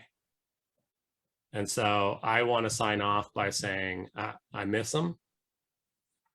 I love him. And I feel for his family. Absolutely. Here's to you, Randy. And with that, we will wrap up. Thank you for joining me, guys. I appreciate that we got to do this. I'm looking forward to doing the next 16. Until we do it, I'll be the only one who knows what all the pairings are going to be, which is super fun. Don't forget, if you're interested and able and willing to be a judge as we go through this, to sign up. Start lining up. We need to have more than just the regular. Much as I love the people who are willing to come on the regular, a few new voices participating in this. It's all for fun anyways, would be great. You don't have to, you can wear a hat if you've got bad hair.